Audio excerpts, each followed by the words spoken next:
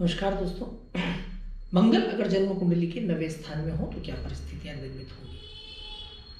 वो लोग जो ज्योतिष सीखने में इंटरेस्टेड रहते हैं, वो लोग जो ज्योतिष को समझने की चेष्टा करते हैं, उन लोगों के लिए ये बहुत ही महत्वपूर्ण टॉपिक है।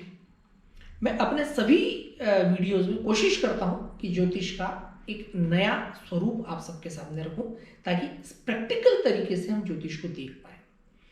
रेमेडीज भी अगर करनी है तो किन कमियों की वजह से, हमारी किन गलतियों की वजह से वो ग्रह अशुभ हमें परिणाम दे रहा है, ये समझें तो ज़्यादा अच्छे तरीके से हम रेमेडीज कर सकते हैं। क्योंकि रेमेडीज, मेरा ऐसा मानना है कि हर व्यक्ति की रेमेडी उसकी अपनी कुंडली में छुपी होती है। कोई जनरलाइज रेमेडी नहीं होती। उस रेमेडी को कर लेने से आपके ग्रह जो है शुभ परिणाम देने लगेंगे, आपके जीवन में कोई बड़ा बदलाव आ जाएगा। हर व्यक्ति की रेमेडी उसकी कुंडली में, हर व्यक्ति की रेमेडी उसके ग्रहों में छुपी है, और हर व्यक्ति की रेमेडी उसके जो योग बन रहे हैं उनके अंदर छुपी हुई है। दरअसल हमारी परेशानियों का कारण भी हमारे ही अपने कुछ गलतियां होती हैं, और हमारे कुछ पेंडिंग कर्म होते हैं जो हमें पूरे करने होते हैं। हर ग्रह की प्लेसमेंट अगर आप गहराई से देखें तो उसके पीछे कोई ना कोई लॉजिक होता है कि वो यहाँ पर क्यों आई है, वो ग्रह वहाँ पर क्यों बैठा है। आपने कोई लग्न में अगर जन्म लिया है तो उसके पीछे भी कारण है, लॉजिक है कि वो लग्न आपको क्यों मिला, सृष्टि प्रकृति आपसे क्या करवाना चाहती है, आपके जीवन का उद्देश्य क्या है, आप किन कर्मों की उद्देश्य प्राप्ति के लिए आए हैं, आपके जरिए किन किन लोगों का भला होगा, आपको किन किन लोगों की कर्ज चुकाने हैं, आपको किन किन लोगों से कर्ज लेने हैं, किन लोगों का आप भला करेंगे, और आपसे क्या क्या जीवन में गलतियां होंगी। ये सारी चीजें आपकी कुंडली के अंदर छुपी होती है, और इन्हीं के साथ आपका जन्म होता है, और उसी दिशा में आप सदैव जीवन में बढ़ते रहते हैं। इसी श्रृंखला में हम बात करेंगे कि जन्म कुंडली के 9वें स्थान में अगर मंगल हो तो क्या परिस्थितियां निर्मित होती है। 9वां स्थान कुंडली का सबसे महत्वपूर्ण स्थान है। लग्न के बाद अगर कोई बात करे कि 9वां स्थान सबसे महत्वपूर्ण स्थान कौन सा है, तो मैं कहूंगा 9वां स्थान, क्योंकि 9वां स्थान ही भाग्य का स्थान होता है। यही आपके भाग्य का रूप डिसाइड करता है। आपके जीवन में कितने हर्डल्स आएंगे, कितनी चीजें आपको आसानी से मिलेगी, आप बैठे बैठे खाएंगे या आपको बहुत मेहनत करनी पड़ेगी, आप बहुत मेहनत करेंगे और बहुत थोड़ा सा आपको फल मिलेगा, या आप बहुत थोड़ी सी मेहनत करेंगे और आपको बहुत कुछ मिल जाएगा, या बिना मेहनत करके मिलेगा। ये सब कुछ 9वें स्थान में छिपा होता है। आप कितनी पढ़ाई करेंगे, कितना आपका अध्ययन होगा, आप उच्च अध्ययन कर पाएंगे या नहीं कर पाएंगे, आपको गुरु की प्राप्ति होगी या नहीं होगी, मार्गदर्शक आपको जीवन में मिलेंगे या नहीं मिलेंगे, आप कितना सीख पाएंगे, फॉरेन ट्रेवल आपके पास है या नहीं है, तीर्थाटन आपकी कुंडली में लिखा है या नहीं, अर्थात आप कितने तीर्थों की यात्रा करेंगे, देव दर्शन आप करेंगे या नहीं करेंगे, या कहीं कोई शुभ कार्य आप कर रहे हैं, आपके घर में कोई शुभ कार्य हो रहा है या नहीं हो रहा है, आप देव दर्शन के लिए जा रहे हैं या नहीं जा रहे हैं, किसी शुभ कार्य के लिए जा रहे हैं तो कोई अड़चन तो नहीं आ रही। अगर 9वां स्थान दूषित होगा तो आपको ना आपसे अपने बड़ों का, वरिष्ठ जनों का सपोर्ट आपको मिलेगा, ना आप कोई भी शुभ कार्य आसानी से कर पाएंगे, या जब भी कभी ऐसे किसी कार्य के लिए जाएंगे तो हो सकता है कि आपको बहुत सारे हार्डशिप्स फेस करने पड़े, बहुत सारी अवरोध आपको फेस करना पड़ेंगे। ये सब कुछ चीजें कुंडली के 9वें भाव में। 9वां भाव जितना अधिक वहां पर क्रूर ग्रह होगा, जितना अधिक वहां अशुभ ग्रह बैठा होगा, उतनी ज्यादा हार्डशिप्स कई बार आपको आपके भाग्य में लिखी हुई होती है। आपको उतना अधिक श्रम करना होता है। आपके वरिष्ठ जनों का, मार्गदर्शकों का अभिभाव है, अर्थात आपको बहुत आसानी से मार्गदर्शन प्राप्त नहीं होता, आपको इतनी आसानी से गुरु ज्ञान प्राप्त नहीं होता, क्योंकि वहां पर कोई क्रूर ग्रह बैठा हुआ है। 9वें स्थान पे जो राशि मैप की गई है वो राशि होती है धनु राशि। अर्थात जब काल पुरुष राशि चक्र की आप कुंडली बनाएंगे तो वहां धनु राशि आती है। 1 नंबर का साइन जो मेष राशि पहली है, वहां से आप घूम करके चलेंगे तो 9वें स्थान पर धनु राशि आती है। धनु राशि का आप जो साइन यानी कि चिन्ह देखेंगे तो वो भी एक फाइटर का चिन्ह है, लड़ते हुए योद्धा का चिन्ह है। और 9वां स्थान धर्म का स्थान है, अर्थात धर्म के लिए लड़ने वाला व्यक्ति।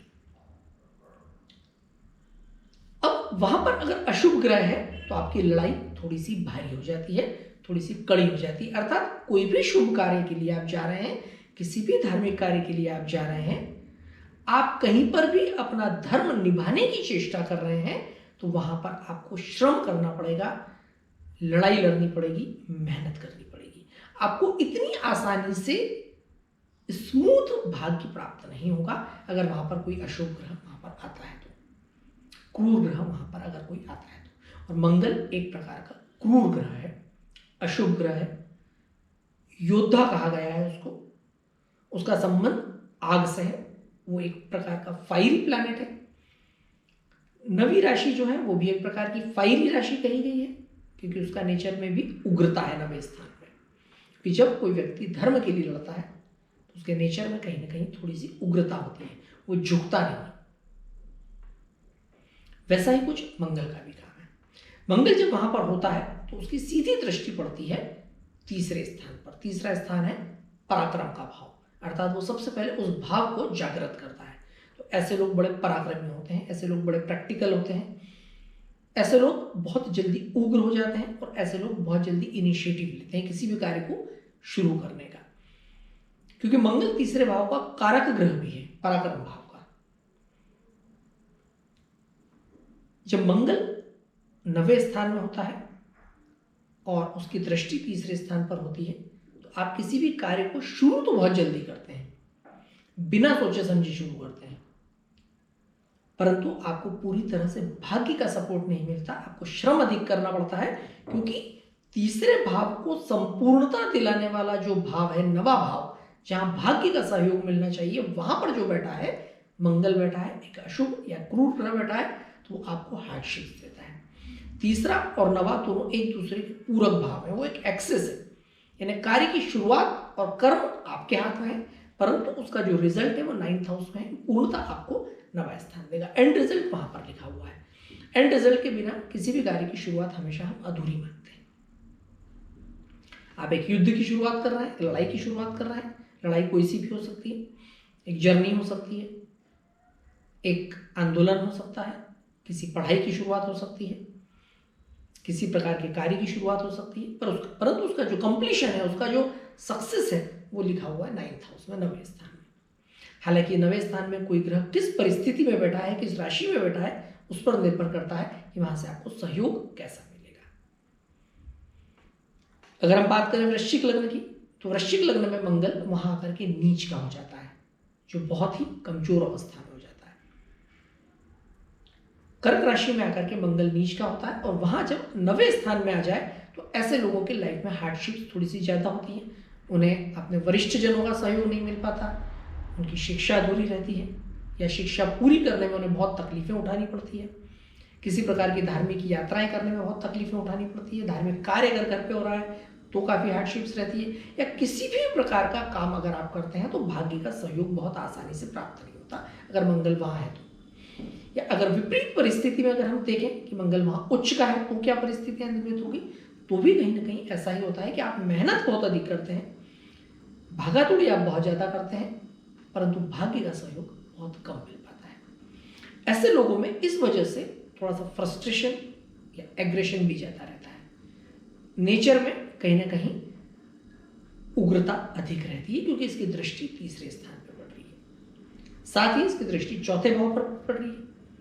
ऐसी परिस्थिति में कहीं ना कहीं चौथा भाव भी दूषित होता है, सुख की भी हानि होती है, क्योंकि डेफिनेटली जब आपको सही मार्गदर्शन नहीं मिलेगा, आपके स्वभाव में एग्रेशन होगा, तो डेफिनेटली चौथा भाव यानी सुख कहीं ना कहीं प्रभावित होगा। चौथी दृष्टि जो है मंगल अगर नवे स्थान में होता है तो उसकी दृष्टि पड़ती है 12वें स्थान पर। 12वां स्थान फिर से एक बहुत ही इंपॉर्टेंट हाउस है। इंपॉर्टेंट इसलिए क्योंकि यहाँ से आपके व्यय निर्धारित होते हैं, यहाँ से आपके लॉसेस निर्धारित होते हैं, यहाँ से आपके एक्सपेंडिचर्स यानी कि खर्च निर्धारित होते हैं। कितना अच्छा और आराम से आप सो पाएंगे इसका निर्धारण भी 12वां भाव करता है।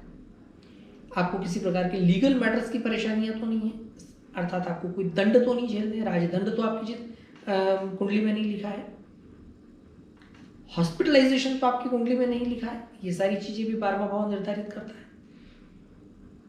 तो ये सारी चीजों को भी नियंत्रित आपकी कुंडली में नवा स्थान ही करेगा। इसलिए मंगल जब वहां बैठता है और अच्छी स्थिति में नहीं है और चौथे स्थान पर उसको उसका शत्रु भाव मिल जाएगा या वहां उसकी खराब दृष्टि पड़ेगी, तो कहीं ना कहीं मंगल आपके एक्सपेंडिचर्स भी बढ़ाएगा, मंगल आपके लॉसेस भी बढ़ाएगा, मंगल आपके सुख को प्रभावित करेगा, आपकी नींद भी प्रभावित करेगा, क्योंकि मंगल एक ऐसा ग्रह है जो अगर 9वें स्थान में बैठ रहा है तो वो तीसरे को भी देख रहा है, 12वें को भी देख रहा है और वो चौथे को भी देख रहा है। मंगल की बहुत इंपॉर्टेंट प्लेसमेंट है। अर्थात अगर मंगल खराब अवस्था में है, उसकी खराब दृष्टियां हैं, तो आपके लॉसेस बढ़ा सकता है, एक्सपेंडिचर्स बढ़ा सकता है, आपके पराक्रम को डिस्टर्ब करेगा, आपके पराक्रम खराब होने की वजह से आपके रिश्ते खराब हो सकते हैं, आप बिना सोचे समझे कार्य कर सकते हैं और आपके घर की सुख शांति भी प्रभावित होती है। ये सिर्फ एक अकेला प्लैनेट आपके 3 इंपॉर्टेंट हाउस को बिगाड़ देता है। साथ ही साथ मंगल जिन भावों का स्वामी है वो 2 अलग होंगे, इसलिए 9th हाउस में मंगल एक बहुत ही इंपॉर्टेंट प्लेसमेंट मंगल की हो जाती है। हालांकि कई परिस्थितियों में, जैसे वृषभ लग्न की बात करें और मंगल 9वें स्थान में है, तो मंगल का वहां पर खुद का भाव है, खुद की राशि है, तो वो कहीं ना कहीं खर्चों को, नुकसान को बचा भी देता है। परंतु वहां अगर खराब दृष्टि पड़ेगी तो डेफिनेटली वहां पर मंगल के खराब रिजल्ट्स भी आपको देखने को मिलेंगे। इसलिए डिपेंड करता है कि मंगल किन परिस्थितियों में। इसलिए मंगल से संबंधित उपाय, यानी जैसे मैं हमेशा कहता रहता हूं कि मंगल को मजबूत करना है तो उसका सबसे पहला कारण है, आप अपने शरीर पर ध्यान दें, अर्थात अपनी ऊर्जा को नियंत्रित करें। अगर आपकी ऊर्जा नियंत्रित नहीं है तो मंगल आपके खराब फल दे रहा है। आपके पास अपना संगठन नहीं है, मंगल खराब फल दे रहा है। आप में संयम नहीं है, आप बात बात पे लड़ लेते हैं, आप चिल्ला देते हैं, आप गुस्सा कर देते हैं, आप कमजोरों के ऊपर गुस्सा कर देते हैं, मंगल आपका खराब फल दे रहा है। मंगल को समझना हो तो सिर्फ 2 लाइन समझ लें। अगर आपके पास ऐसे लोग हैं जो आपकी मुसीबत में आपके साथ खड़े हैं तो मंगल आपका अच्छा फल दे रहा है, और अगर आप दूसरों की मुसीबत में खड़े हो जाते हैं जाकर के तो आपका मंगल बहुत अच्छा फल दे रहा है। सिर्फ